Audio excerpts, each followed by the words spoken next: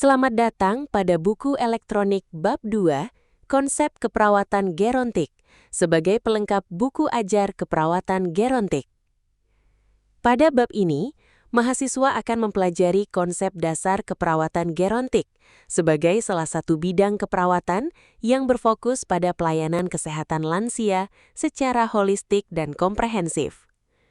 Materi yang dibahas meliputi pengertian keperawatan gerontik, tujuan dan fungsi keperawatan gerontik, karakteristik pelayanan kesehatan lansia, model asuhan keperawatan gerontik, prinsip pelayanan kesehatan lansia, serta etika dalam praktik keperawatan gerontik. Pemahaman terhadap konsep keperawatan gerontik sangat penting untuk membantu mahasiswa dalam memberikan pelayanan yang aman, profesional, empatik, dan berorientasi pada peningkatan kualitas hidup lansia. Selamat belajar, dan semoga materi ini dapat menjadi dasar dalam memahami praktik keperawatan gerontik secara lebih mendalam dan bermakna. Pernah kepikiran nggak sih, pelayanan kesehatan yang benar-benar bagus buat orang tua kita itu kayak gimana? Ini bukan cuma soal resep obat yang panjang loh, tapi lebih ke sebuah cetak biru, sebuah proses yang terstruktur untuk merawat manusia seutuhnya. Yuk kita bedah bareng-bareng. Jadi, pertanyaan besarnya kan, seperti apa sih wujud nyata pelayanan kesehatan yang hebat untuk seorang lansia? Ternyata jawabannya itu jauh lebih dalam, jauh lebih kompleks dari sekedar ngobatin penyakit yang kelihatan aja. Nah, ini dia intinya. Perawatan yang hebat itu adalah sebuah proses yang sistematis. Tujuannya untuk melihat seorang manusia secara utuh, bukan cuma gejalanya doang. Jadi ini semacam pendekatan yang menyelam lebih dalam dari keluhan-keluhan di permukaan. Oke, jadi gimana caranya? Proses keperawatan ini punya siklus 5 langkah. Ada pengkajian, diagnosis, perencanaan, implementasi, dan evaluasi. Anggap aja ini kayak peta jalan kita. Atau lebih serunya lagi, ini adalah metode seorang detektif buat memecahkan sebuah kasus kesehatan. Kita mulai dari langkah pertama, dan ini yang paling krusial, pengkajian 360 derajat. Yap, persis seperti judulnya, disinilah kita mengumpulkan semua petunjuk, mirip detektif yang mulai investigasi di tempat kejadian perkara.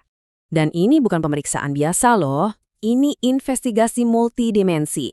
Kita nggak cuma periksa fisik aja, tapi kita juga wawancara mendalam soal riwayat kesehatan, kita nilai gimana fungsi mereka sehari-hari, kita lihat kondisi psikologis dan sosialnya, bahkan sampai ke sisi spiritual, semuanya digali. Tujuannya apa sih? Supaya kita dapat gambaran yang utuh, selengkap-lengkapnya. Dari wawancara itu kita bisa tahu detail-detail penting kayak polifarmasi, ini istilah buat penggunaan banyak obat sekaligus, dan juga multimorbiditas, yaitu kalau seseorang punya lebih dari satu penyakit kronis. Dua hal ini umum banget terjadi pada lansia. Nah, sekarang kita lihat cara menilai fungsi sehari-hari. Ini dibagi jadi dua nih. Di kiri ada ADL atau Activities of Daily Living, ini kemampuan dasar banget buat ngurus diri sendiri, makan, mandi, pakai baju. Nah, kalau yang di kanan, IADL atau Instrumental Activities, ini lebih kompleks. Ini soal kemampuan buat hidup mandiri di masyarakat, kayak ngatur uang, belanja, atau masak. Nah, kutipan ini penting banget. Ini nunjukin kenapa kita juga harus menilai sisi psikososial. Karena, ya sehat itu bukan cuma soal badan kan, hati dan pikiran juga. Kurang interaksi sosial itu bisa bikin kesepian dan itu punya dampak nyata ke kesehatan. Jadi koneksi sosial itu krusial banget. Oke, semua petunjuk dari investigasi udah di tangan. Terus apa selanjutnya? Nah, sekarang saatnya menganalisis semua temuan itu. Kita pecahkan kasusnya dan mulai gambar cetak biru perawatannya. Ini dia yang unik. Diagnosa keperawatan itu agak beda sama diagnosis medis dari dokter. Ini bukan soal nama penyakitnya, tapi lebih ke gimana kondisi itu mempengaruhi hidup seseorang. Contohnya, risiko jatuh, risiko kesepian, susah tidur. Ini masalah nyata yang benar-benar dirasain setiap hari dan sangat mempengaruhi kualitas hidup. Terus, biar rencananya nggak ngawang-ngawang, kita pakai kerangka SMART. Tujuannya harus spesifik. Contohnya, berjalan ke kotak surat. Harus bisa diukur atau measurable. Jalan 3 kali seminggu. Harus bisa dicapai, achievable. Oke, kita mulai dengan bantuan dulu. Harus realistis, relevan buat hidupnya. Tujuannya biar bisa tetap mandiri. Dan terakhir, ada batas waktunya, time bound. Targetnya tercapai dalam 4 minggu. Jelas kan? Rencana udah ada, tujuannya udah jelas, saatnya beraksi. Kita masuk ke fase di mana rencana yang udah disusun rapi itu dijalankan. Dan yang nggak kalah penting, hasilnya terus dipantau, diawasi. Jadi aksinya itu ngapain aja? Wah, macem-macem. Bisa hal yang praktis kayak ngebantu aktivitas harian, bisa juga ngasih edukasi kesehatan ke pasien dan keluarga, nemenin latihan fisik, sampai ngasih dukungan psikologis. Intinya, ini kayak jaring pengaman yang suportif dan menyeluruh. Lalu gimana kita tahu rencananya berhasil atau enggak? Ya dievaluasi, kita bandingin aja antara target yang diharapkan sama hasil nyatanya. Contoh, targetnya jalan 3 kali seminggu tanpa bantuan. Realitanya setelah 4 minggu baru bisa jalan 2 kali seminggu. Itu pun pakai alat bantu. Penting nih, ini bukan kegagalan, tapi data yang sangat berharga. Nah, terus gimana dong kalau ternyata hasilnya nggak sesuai target? Disinilah letak keindahan proses ini. Ini tuh bukan proses yang kaku, yang sekali jadi. Ini adalah sebuah siklus yang dinamis. Hasil evaluasi tadi kita pakai lagi buat memperbaiki, memodifikasi rencananya. Kalau pakai GPS, ini kayak kita lagi rerouting. Oke, kita udah lewatin semua tahapannya. Sekarang, yuk kita zoom out sedikit. Kita lihat gambaran besarnya. Kenapa sih semua proses yang kelihatan rumit ini begitu penting? Ini dia jawabannya. Proses holistik ini mengubah total cara kita memandang perawatan. Dari yang tadinya cuma reaktif, ngobatin gejala yang muncul, jadi proaktif buat meningkatkan kesejahteraan seseorang secara keseluruhan. Perawatannya jadi personal, proaktif, dan fokus utamanya adalah kualitas hidup, bukan lagi sekedar mengelola penyakit. Sebagai penutup, saya mau ajak Anda semua merenung.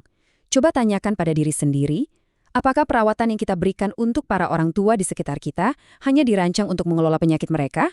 Atau untuk mendukung mereka menjalani sisa hidup yang lebih bermakna? Pertanyaan inilah yang jadi jantung dari filosofi keperawatan geriatri.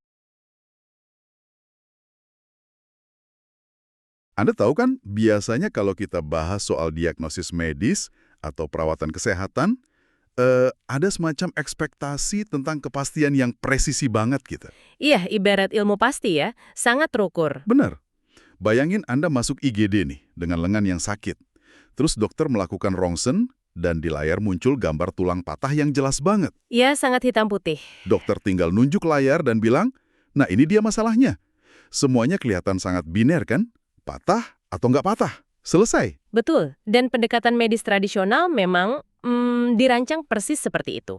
Sangat mekanis. Kita cari patologinya, kita isolasi masalahnya, lalu kita perbaiki bagian yang rusak itu. Dan itu efektif banget buat masalah akut ya. Sangat efektif. Tapi masalah mulai muncul ketika Kita masuk ke dunia lansia kan? tepat begitu Anda melangkah ke perawatan lansia atau istilahnya keperawatan gerontik, pendekatan mekanis yang biner tadi tiba-tiba berantakan. Berantakan gimana tuh maksudnya? Karena mengobati satu organ tubuh lansia, seolah-olah organ itu berdiri sendiri, itu adalah kesalahan fatal. Tubuh lansia itu nggak beroperasi kayak kumpulan suku cadang mobil yang bisa diganti satu-satu. Wah, ini menarik nih. Jadi lebih kayak ekosistem gitu ya. Persis, tubuh mereka itu ekosistem yang rapuh. Kalau suhu air di satu sudut ekosistem itu berubah sedikit aja, seluruh rantai makanannya bisa runtuh. Makanya di eksplorasi mendalam kita hari ini, kita bakal membedah sebuah panduan klinis. Judulnya Bab 3, Proses Asuhan Keperawatan pada Lansia. Sebuah dokumen yang sangat krusial. Bener banget. Dan misi kita hari ini adalah membongkar kenapa merawat mereka yang sedang menua itu, ibarat nyusun teka-teki yang mempertaruhkan fisik, emosi, dan spiritual mereka. Supaya Anda yang mendengarkan ini bisa paham betapa kompleks dan holistiknya seni merawat manusia. Terutama buat Anda yang mungkin lagi mendampingi orang tua. Atau, ya sadar aja kalau kita semua pasti bakal menua kan? Nah, mari kita mulai dari garis start nih. Kalau di medis biasa, dokter nanya apa keluhannya. Tapi buat lansia, tahap anamnesis atau pengumpulan data ini nggak sesederhana itu kan? Sama sekali enggak. Dalam kondisi ideal sih, perawat pasti pengen nanya riwayat kesehatan langsung ke pasiennya. Tapi praktiknya susah ya. Sangat. Dengan lansia, kita sering berhadapan sama penurunan kognitif atau memori.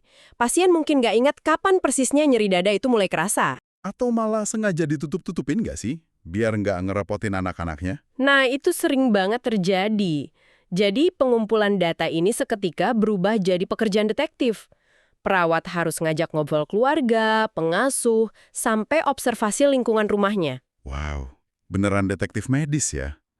Dan dari wawancara ini, di teksnya disebutin kalau perawat biasanya langsung nabrak dua realitas terbesar, multimorbiditas dan polifarmasi. Betul, multimorbiditas itu berarti seseorang hidup dengan lebih dari satu penyakit kronis secara bersamaan. Misalnya diabetes, hipertensi, sama radang sendi sekaligus gitu ya. Iya, dan dari situlah lahir masalah kedua, polifarmasi.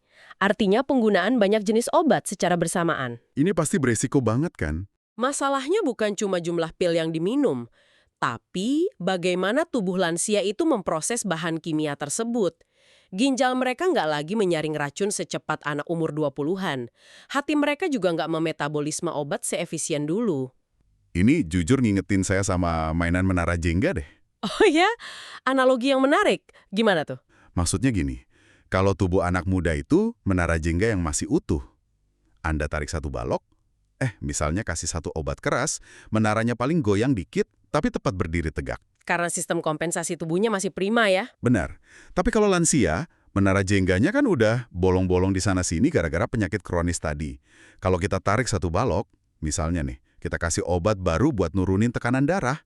Ambruk semua menaranya. Tepat sekali. Wah, beneran bisa runtuh ya? Bisa banget. Mari kita pakai skenario nyata dari analogi jenga Anda tadi ya. Bayangin ada seorang lansia dikasih obat diuretik untuk hipertensinya. Obat ini bikin dia harus sering buang air kecil. Oke, masuk akal. Tapi karena dia juga punya osteoartritis di lututnya, jalan buru-buru ke kamar mandi di tengah malam itu bikin dia kesakitan. Akhirnya, dia tersandung dan jatuh. Astaga, cuma gara-gara mau ke toilet? Betul, jatuh ini bikin memar atau patah tulang ringan. Terus dokter ngasih obat pereda nyeri kan? Nah, obat nyeri ini efek sampingnya bikin sembelit parah dan nafsu makan turun drastis. Berarti sekarang dia malah kurang gizi dong. Tepat, sekarang lansia ini kekurangan gizi dan lemes.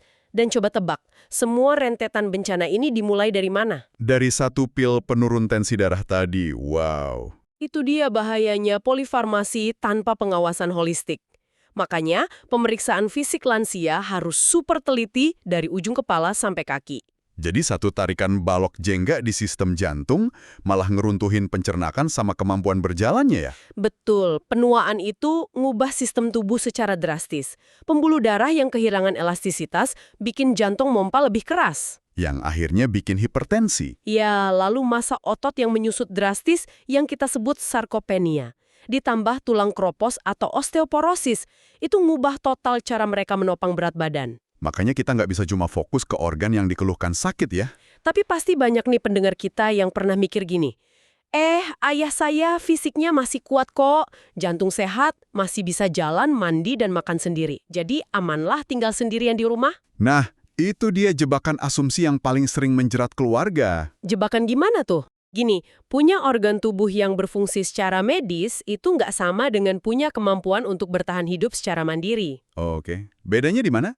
Disinilah gerontologi pakai instrumen penilaian fungsi tubuh. Kita bagi jadi dua lapisan.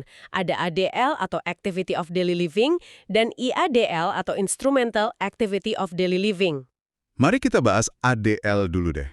Kalau dari namanya, ini kayak lapisan bertahan hidup yang paling purba ya. Insting dasar gitu. Benar. ADL ini diukur pakai indeks CATS. Kita menilai hal-hal yang sangat fundamental. Apakah lansia bisa nyuap makanan ke mulutnya sendiri? Terus bisa pindah dari kasur ke kursi gitu kan? Iya, bisa mandi nggak, bisa pakai baju tanpa dibantu, dan bisa ke toilet sendiri nggak. Kalau lansia gagal di tes ADL ini, berarti mereka udah butuh perawatan fisik 24 jam. Tapi masalahnya kalau mereka lulus tes ADL ini, kayak contoh ayah yang bisa mandi sendiri tadi, keluarga kan biasanya langsung lega. Oh, aman nih. Padahal itu baru separuh jalan kan? Nah itu, keluarganya belum ngukur IADL-nya. Ini jebakan besarnya. IADL ini tes bertahan hidup di dunia modern ya? Persis, dievaluasinya pakai Lawton Scale. Di sini kita nggak lagi nanya apakah dia bisa makan, tapi apakah dia ingat cara nyalain kompor dengan aman buat masak makanannya. Oh, wow. Itu skill yang beda banget ya? Sangat beda. Apakah dia bisa ngatur jadwal minum 5 jenis obat yang beda, tanpa overdosis, bisa pakai telepon nggak kalau ada darurat, atau bisa ngelola uang belanja tanpa kena tipu. Tunggu, jadi maksudnya IADL ini lebih ke kognitif dan manajerial ya? Seseorang mungkin aja lulus ADL karena fisiknya kuat jalan ke dapur dan pegang pisau. Tapi karena fungsi IADL-nya turun, dia mungkin lupa matiin kompor dan malah bakar rumahnya sendiri. Astaga, jadi penurunan dua fungsi ini nggak terjadi barengan ya? Enggak. Orang biasanya kehilangan kemampuan IADL jauh sebelum mereka kehilangan kemampuan fisik dasar atau ADL tadi. Memahami perbedaan ini tuh krusial banget buat keluarga. Biar tahu kapan harus beneran turun tangan ya, biarpun secara fisik kelihatan sehat. Tepat sekali.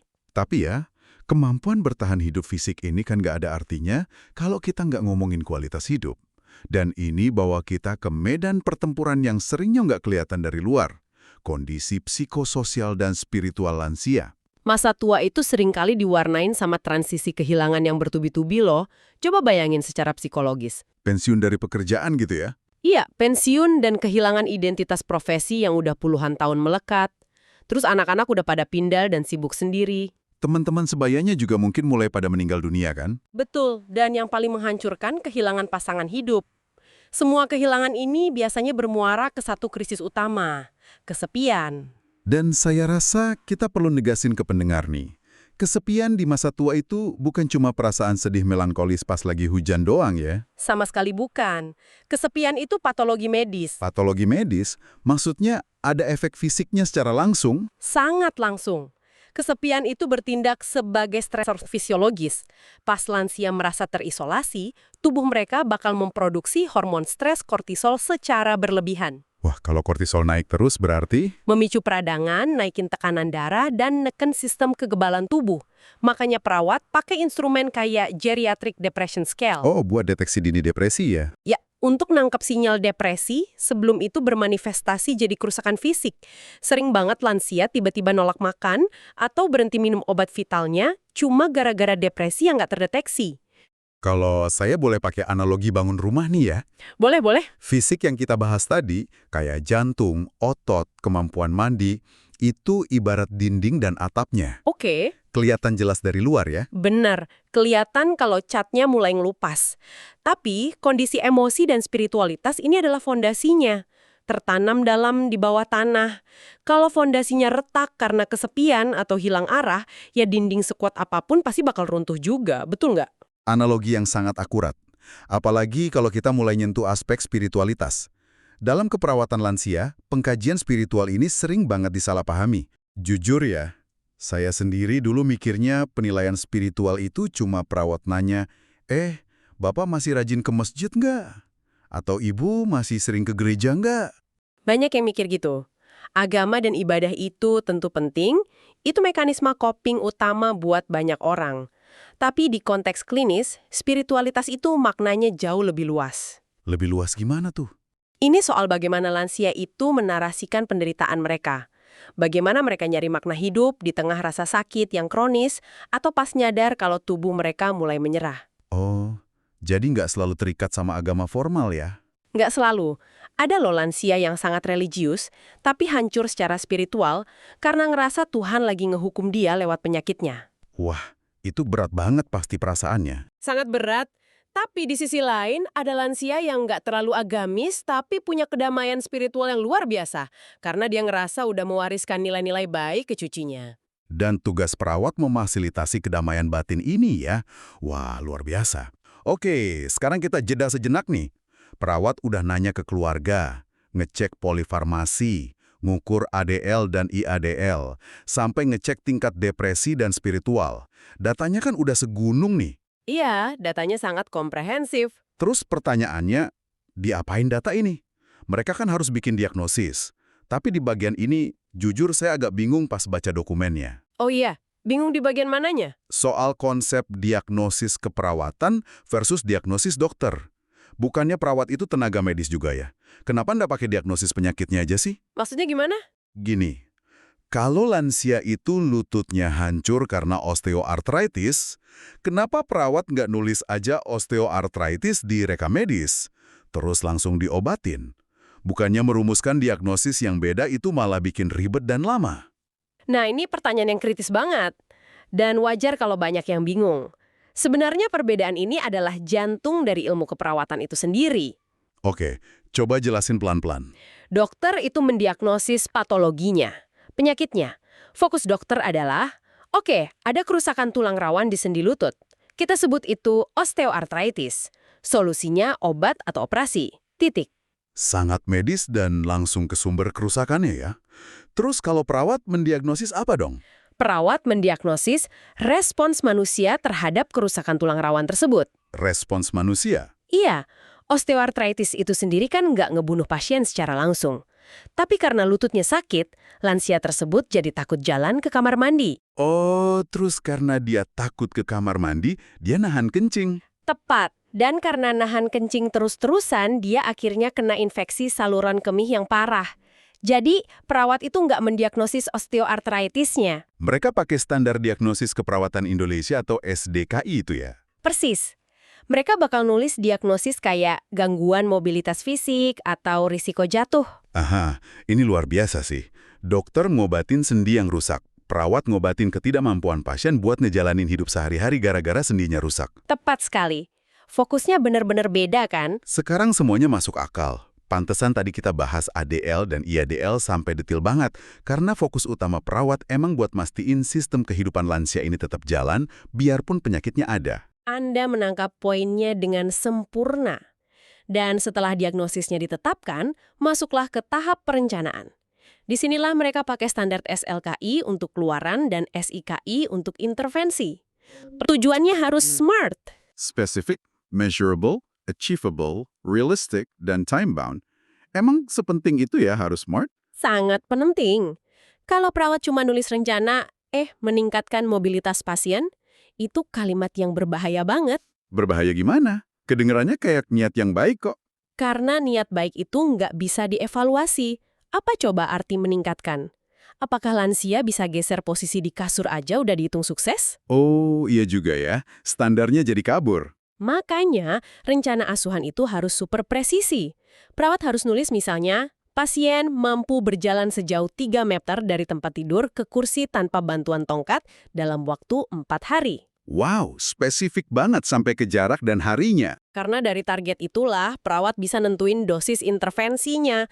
Kalau targetnya 3 meter dalam 4 hari, berarti hari ini pasien cuma butuh dilatih berdiri selama 5 menit aja. Kalau nggak diukur begini, pasien malah bisa kecapean ya? Betul, atau malah beresiko atrofi otot kalau perawatnya terlalu kasihan dan biarin pasien tiduran terus. Menarik banget. Nah, ngomongin soal rasa kasihan, ini nyambung ke tahap eksekusi nih. Naluri dasar kita, apalagi anak yang rawat orang tuanya, pas ngelihat orang tua kita gemeteran susah ngancingin baju, tuh pasti pengen langsung bilang, udah sini biar aku aja yang pasangin. Iya, itu naluri yang sangat wajar. Kita mikirnya itu wujud bakti kan? Tapi di dokumen ini dibilang kalau pendekatan biar saya aja itu justru kesalahan fatal. Kenapa gitu? Karena dengan mengambil alih tugas itu, Anda sebenarnya lagi merampas sisa otonomi mereka miliki. Merampas kemandirian mereka ya? Ya, tubuh lansia itu beroperasi pakai prinsip yang cukup kejam. Use it or lose it. Gunakan atau kehilangan fungsi itu selamanya. Jadi kalau kita sering nyuapin mereka padahal mereka masih bisa pegang sendok, dalam hitungan minggu, saraf motorik dan otot tangan mereka bakal benar-benar lupa cara megang sendok. Cinta yang terlalu protektif itu seringkali tanpa sadar malah mempercepat disabilitas mereka. wah, ini tamparan keras sih buat banyak dari kita. Jadi prinsipnya, bantu lansia tapi jangan rebut kemandiriannya ya. Betul, kasih mereka waktu lebih lama buat ngancingin baju. Temenin aja, tapi biarin mereka nyelesain sendiri selama itu masih aman. Itu inti dari menjaga martabat mereka. Oke, tahap eksekusi udah.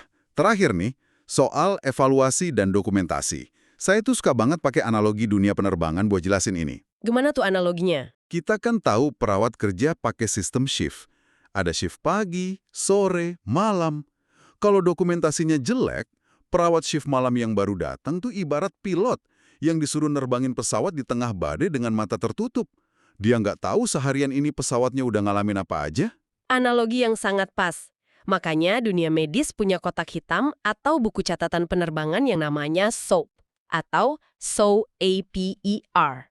Gimana persisnya SOAP ini mencegah kecelakaan medis saat pergantian shift? SOAP itu mekanisme buat ngubah cerita pasien jadi data klinis. S itu subjektif. Ini apa yang pasien rasakan dan ucapkan. Misalnya pasien bilang, saya mual banget nggak mau makan. Betul. Tapi perawat nggak boleh cuma percaya keluhan. Masuklah ke huruf O, Objektif, fakta kerasnya. Perawat ngecek tensi, terus ngeliat, oh ternyata nampan sarapannya utuh, nggak disentuh. Jadi narasi subjektif digabung sama bukti objektif ya? Ya, dan gabungan itu menghasilkan A, assessment atau penilaian klinisnya. Kesimpulannya adalah risiko defisit nutrisi. Dari situ baru muncul P atau plan-nya. Rencananya apa nih? Persis, rencananya mungkin berikan makanan porsi sangat kecil tapi sering. Nah, pas perawat shift berikutnya datang, mereka baca ini. Jadi mereka nggak perlu nebak-nebak lagi ya, kenapa bapak ini nggak mau makan, semuanya udah tercatat di SOAP. Betul, dan kalau tindakannya lebih kompleks, ditambah jadi SOAPIR. I untuk implementation, tindakan nyatanya. E untuk evaluation, apakah pasiennya muntah setelah disuati. Dan R untuk revision. Jadi kalau muntah, rencananya direvisi gitu ya? Lapor dokter buat minta obat anti mual. Bayangin kalau runtutan ini nggak dicatat disiplin. Pasien bisa dipaksa makan terus tiap ganti shift, sampai akhirnya keselak dan makanannya masuk ke paru-paru. SOAP ini jaring pengaman nyawa. Wah, bener-bener luar biasa ya. Kalau kita tarik benang merah dari obrolan panjang kita hari ini, merawat lansia itu jauh banget dari sekedar ngingetin minum obat tepat waktu. Sangat jauh. Ini perpaduan antara empati tingkat tinggi dan sains yang metodis. Mulai dari kejelian ngelihat efek domino polifarmasi, ngecek IADL mereka, deteksi depresi tersembunyi, sampai nulis catatan SOAP tadi. Semuanya punya satu tujuan luhur, menjaga martabat dan kualitas hidup mereka. Dan bagi Anda pendengar kita, pemahaman ini tuh senjata yang sangat praktis loh. Saat Anda dampingi orang tua ke dokter, Anda nggak lagi jadi penonton pasif. Anda jadi ngerti kenapa nggak boleh manjain mereka berlebihan ya, atau paham resiko kalau dikasih resep obat baru.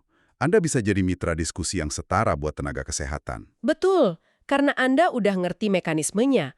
Melihat orang tua secara utuh, bukan cuma fisiknya aja. Sebuah perspektif yang memberdayakan banget. Nah, sebagai penutup, saya pengen ngasih satu pemikiran buat Anda bawa dan renungkan hari ini. Silahkan.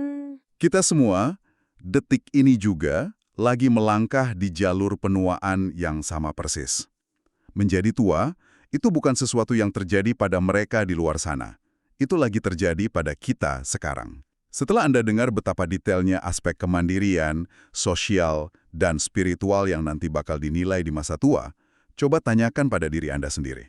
Pertanyaan yang penting nih. Gaya hidup seperti apa, hubungan sosial yang bagaimana, dan fondasi spiritual kayak apa yang lagi Anda bangun hari ini, yang kelak bakal tertulis di dalam catatan rekam medis SOAP Anda sendiri di masa depan. Apakah Anda lagi bangun fondasi rumah yang kokoh buat ngadepin badai penuaan nanti? Pikirkan baik-baik. Sampai jumpa di eksplorasi mendalam berikutnya.